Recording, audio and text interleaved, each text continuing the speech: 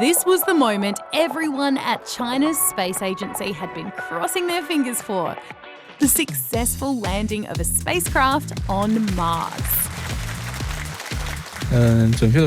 We've been waiting for the landing since yesterday morning. We've been on edge, and I've only slept an hour.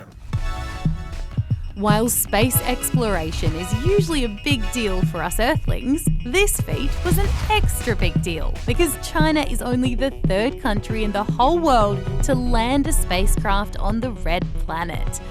Oh, and only the second behind the US to successfully send a rover out here. But both the US and China say they aren't stopping there. The plan is to send humans to Mars, possibly as soon as the 2030s. And some reckon that's all sounding like a good old-fashioned race to space. Or space race, if you will. Yeah, we've been here before.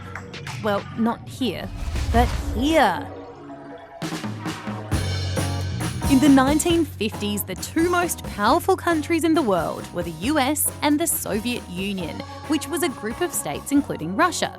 They were political rivals that started taking their rivalry all the way to space.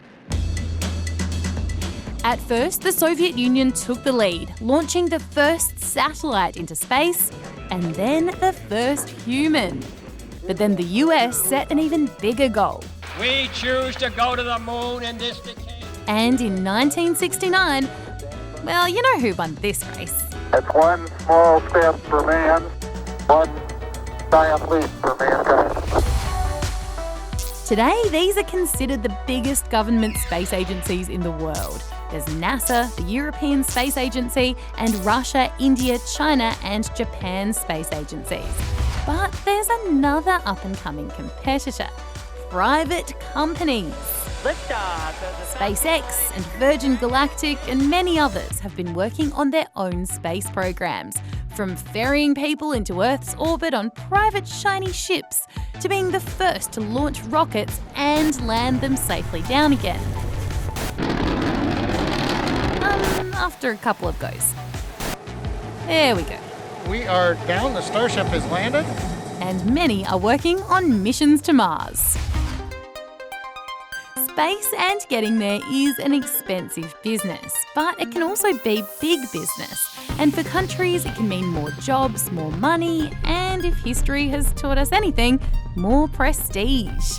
Which is why the race to the red planet is on, starting with unmanned missions. NASA has two working rovers on the surface, Perseverance and Curiosity.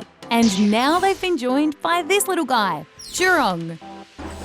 China's rover will spend 90 days exploring the planet, looking for water beneath the surface, which could point to signs of ancient life.